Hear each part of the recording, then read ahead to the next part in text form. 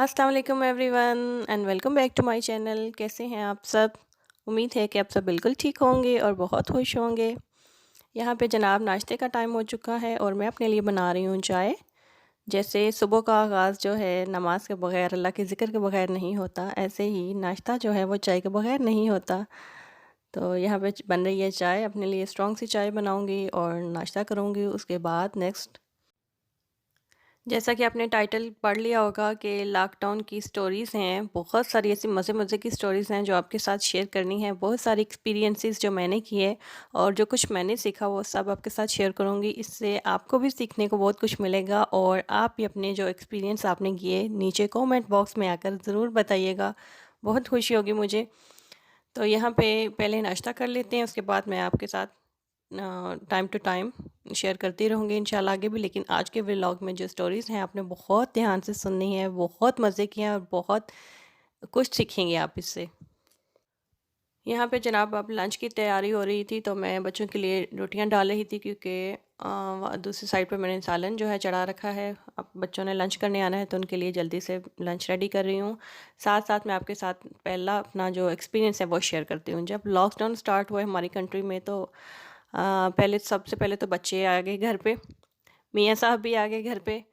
तो कुछ समझ नहीं आ रही थी कि इन सबको अकेले कैसे हैंडल करना है। सारा टाइम, सारा दिन जो है किचन में गुजर जाता था। अब यकीन करें, और इतनी रेसिपीज़ जो मैंने कभी ट्राई भी नहीं की थी, सब की प्रोफेशनल कुक बन चुकी हूँ अब मैं, अल्हम्दुलिल्लाह। और मुझे बहुत खुशी भी होती थी। और बच्चों के वेट जो हैं बढ़ बढ़ के अपने जो उनके असल वेट था उनका उससे डबल हो गए बच्चे, क्योंकि और कोई काम नहीं होता था, सिर्फ खाना खाना और खाना। यकीन करें कि जब एक टाइम का खाना मैं प्रिपेयर कर लेती थी और खिला देती थी, तो नेक्स्ट बच्चे भी और मियाँ साहब भी पूछते थे कि शाम को खाने में क्या है। तो मैं तो मैं आगे से बोलती थी कि आप लोग डिसाइड कर लें, आप ही बता दें फिर खाने में अब शाम को क्या बनेगा। और यकीन करें कि इतनी जैसे एक दावत का एहतमाम होता था ना, हर दिन हमारे घर में ऐसे एहतमाम होता था। 1-2 मीठे में डिशेज़ होती थी और एक सालन की हो गई और एक कोई चावलों का आइटम होता था। तो पूरा ऐसे माहौल बना हुआ था कि हर रोज़ हम खुद की ही दावत कर रहे थे। और अल्हम्दुलिल्लाह बहुत मज़े का गुज़रा वैसे। और यहाँ पे जनाब मैंने लंच के बाद अब ये दावत की रेसिपीज़ जो मैंने कल भी एक अपलोड की थी, आपने चिकन कढ़ाई की, वो भी ज़रूर देखनी है। और बहुत मज़े की है, बहुत हेल्पफुल होगी आपके लिए, बहुत ईज़ी और क्विक है। और ये मतंजन की रेसिपी है, आप लोग चीज़ें नोट कर लें, ये सब कुछ आपको वैसे ही नज़र आता रहेगा। और सारा तरीका जो मैं इस वीडियो में डाल रही हूँ आप लोग साथ साथ देख के समझ जाएंगे। तो मैं बात कर रही थी कुकिंग। कुकिंग तो एक अलग चीज़ रह गई, वो तो सभी मॉम्स का यही हाल था कि किचन में रहती थी। और दूसरा मेरे ऊपर ये हेडेक हो गया था कि मुझे हर वक्त जो एक आपकी लाइफ जो होती है ना रूटीन पे, वो डिस्टर्ब होती है ना जब, तो आप ना आपका जो नर्विंग सिस्टम है ना वो भी डिस्टर्ब हो जाता है। तो मुझे रात को नींद नहीं आती थी बिल्कुल भी, हालांकि दिन भर के थके हारे बच्चों को संभालना और किचन में घुसे रहना, फिर किचन को क्लीन करना, फिर घर को बार बार क्लीन करना। तो मैं हर वक़्त किचन में होती थी, लेकिन फिर भी रात को मुझे नींद नहीं आती। तो मैंने सोचा एक दिन मैं बैठे-बैठे मुझे खुद पे गुस्सा आने लगा कि मुझे नींद नहीं आ रही, तो मैं क्यों टाइम अपना वेस्ट कर रही हूँ, क्यों ना मैं कुछ सीखूँ। तो मैंने इर्द-गिर्द नज़र दौड़ाई कि किस चीज़ की मुझे इस वक़्त ज़रूरत है और मैं सीख सकती हूँ, या मैं क्या सीखूँ इस टाइम पे।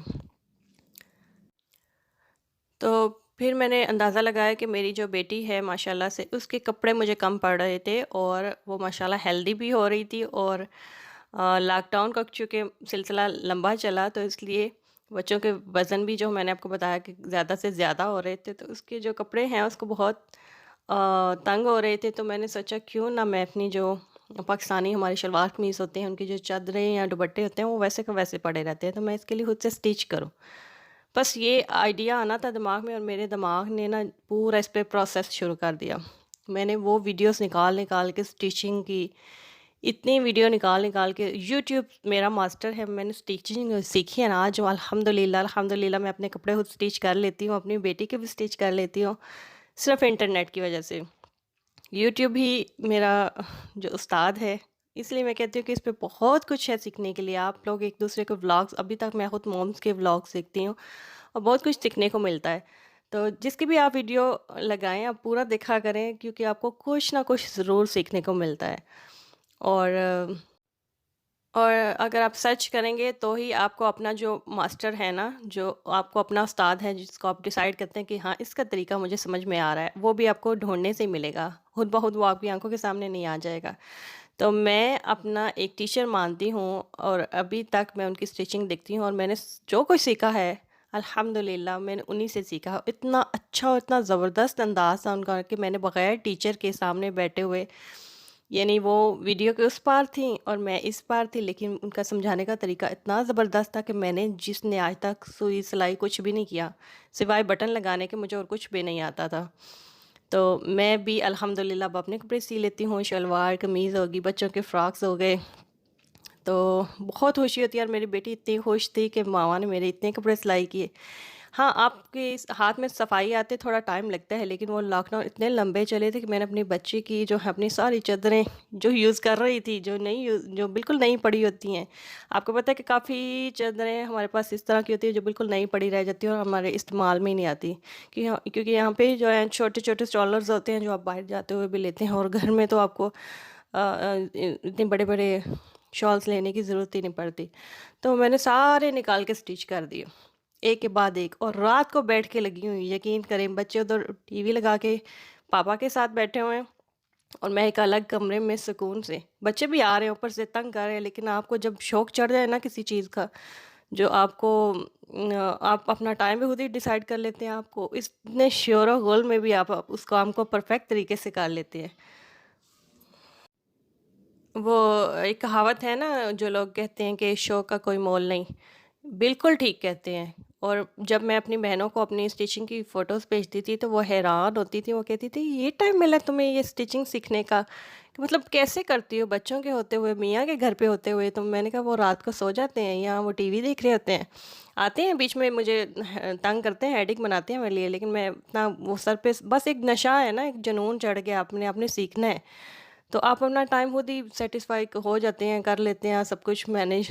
और ज़्यादा मैं इस तरह करती कि जब बच्चे सो जाते थे, मैं एक अलग कमरे में जाके वहाँ मैंने अपनी मशीन और अपना सेटअप रखा हुआ था, वहाँ चली जाती थी। और मैं जो नींद नहीं आती थी लॉकडाउन को, अब किसी ना किसी तरीके से तो उस टाइम को गुजारना है ना, तो क्यों ना अच्छे तरीके से गुजारा जाए।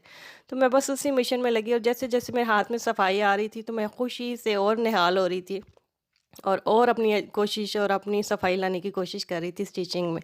फिर उसके बाद मैंने अपने शुरू कर दिए। अल्हम्दुलिल्लाह इतने अच्छे-अच्छे सूट मैंने अपने, और अभी तक मैं खुद सिलाई करती हूँ। अब तो मैं पाकिस्तान से मंगवाती हूँ ना, तो मैं पहले ही कह देती हूँ कि मेरे अनस्टिच लेके आएँ, मैं खुद सिलाई करूँगी। और मैं आप लोगों के साथ इंशाल्लाह समर्स आएँगे ना, तो इनमें दिन जो है काफ़ी लंबा हो जाएगा। मैं जो स्टिचिंग करूँगी, जैसे-जैसे जो कुछ बनाऊँगी मैं आपके साथ ज़रूर शेयर करूँगी, और अगर हो सका, अगर आपको अच्छा लगे तो कमेंट बॉक्स में आकर ज़रूर पूछिएगा। तो मैं इंशाल्लाह पिक्स भी जो है मैंने अभी तक बना के रखी हुई है, क्योंकि वो मेरे लिए बहुत बहुत इम्पोर्टेंट हैं, बहुत ख़ास हैं। तो मैंने उनकी पिक्स भी बना के रखी हैं, और अभी जो इस वक्त मैं वॉइस ओवर कर रही हूँ, जो मैंने कपड़े पहने हुए हैं ये भी मेरे अपने हाथों के सिलाए हुए हैं। तो इसलिए मैं अपने आप को मिरर में देख रही हूँ और बहुत खुश हो रही हूँ कि अल्हम्दुलिल्लाह मैं जो हकीकत आपको बयान कर रही हूँ वो बिल्कुल 100% ट्रू है।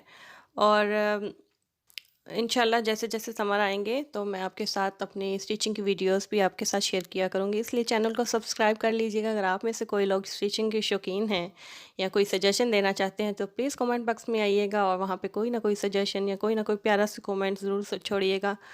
और एक तो ये हो गया, ये था एक्सपीरियंस। दूसरा क्या एक्सपीरियंस था वो आप अगर मेरी शुरू की वीडियोस लगा के देखेंगे तो आपको खुद ही पता चल जाएगा। और वो एक्सपीरियंस है मेरा, अब मैं खुद ही बता देती हूँ, वो गार्डनिंग का था। क्योंकि दिन का टाइम भी जब बच्चे अपना ऑनलाइन क्लासेस ले रहे होते थे तब पास ही बैठते थे, लेकिन अगर बड़े बच्चों की क्लासेस जब होती थी तो मैं बाहर निकल आती थी और अपने ज़हन में मैंने गार्डनिंग का, और मियाँ साहब ने, हम फैमिली पूरी जब ना फारिग होते थे, कुछ समझ नहीं आ रही थी, खा पी के बस जी अब नमाज़ें पढ़ ली, अब क्या करें। और आपको पता है इतनी टफ मुझे समझ नहीं आती कि अल्लाह ताला ने उस टाइम में ऐसी क्या बरकत डाली थी कि देखें बच्चों का खाना-पीना भी करना है और क्लासेस भी हो रही थी ऑनलाइन, वो भी करवाने, और बच्चों की जो कुरान भी है अल्हम्दुलिल्लाह मैं अपने बच्चों को खुद ही पढ़ाती हूँ। और वो भी था, और मियाँ साहब भी घर पे थे। पूरा एक ना फिर भी टाइम बच जाता था और मैं स्टिचिंग भी कर रही थी, रात को सीख रही थी मतलब। और उसके बाद भी दिन में हमारे पास इतना टाइम होता था, शायद वो समर से तो इसलिए टाइम भी काफ़ी हो जाता था। तो कुछ अल्लाह मियाँ ने वैसे ही फैमिली टाइम था तो उसमें ऐसी बरकत डाली थी कि वो दिन ख़त्म होने में नहीं आता था और ना रात ख़त्म होने में आती थी। यहाँ पे मेरे यहाँ जो मतंजन है जी, मीठे चावल हैं वो रेडी हो चुके हैं। आप इसकी लुक देखें, अगर आपको अच्छे लगे तो प्लीज़ लाइक क्लिक करना है और चैनल को सब्सक्राइब करना है। और मेरे मज़े-मज़े के एक्सपीरियंसेस आपने ज़रूर सुनने हैं। अगर आपको अच्छे लगे तो आगे शेयर कर दीजिएगा और आपके जो एक्सपीरियंसेस हैं मुझे ज़रूर बताइएगा। तो गार्डनिंग की बात हो रही थी, शायद यहाँ पे वीडियो ख़त्म हो जाए। इंशाल्लाह मैं नेक्स्ट वीडियो में आपके साथ अपना जो गार्डनिंग का एक्सपीरियंस है वो ज़रूर शेयर करूँगी। और ट्रस्ट मी ये स्टिचिंग से भी ज़्यादा मज़े का है। और जब आप अपने हाथों की लगाई हुई चीज़ें देखते हैं ना, तो आपकी जो सारी टेंशनें, आपके जो सारे मसले मसाइल हैं ना, वो भग करके हवा में उड़ जाते हैं, कुछ भी आपको याद नहीं रहता। और आप अपनी उन छोटी-छोटी चीज़ों में नए-नए छोटे-छोटे जो प्लांट्स उग रहे होते हैं, उनमें इतना फ़ख्र महसूस करते हैं, इतनी खुशी मिलती है ना आपको कि सारी चीज़ें फिर उसके सामने कोई मायने नहीं रखती। तो यहाँ पे वीडियो एंड हो गया, मेरी बातें ख़त्म नहीं हुई, अभी रास्ते में रह गई। तो कोई बात नहीं, इंशाल्लाह नेक्स्ट वीडियो बनाऊँगी, उसमें मैं आपके साथ शेयर करूँगी। और अगर आपने लाइक किया वीडियो को तो इंशाल्लाह वीडियो आपको जल्दी मिलेगी, क्योंकि इससे मेरी हौसला अफ़ज़ाई होगी। तो यहाँ पे इजाज़त चाहूँगी, इंशाल्लाह मिलते हैं नेक्स्ट वीडियो में, तब तक के लिए अल्लाह हाफ़िज़।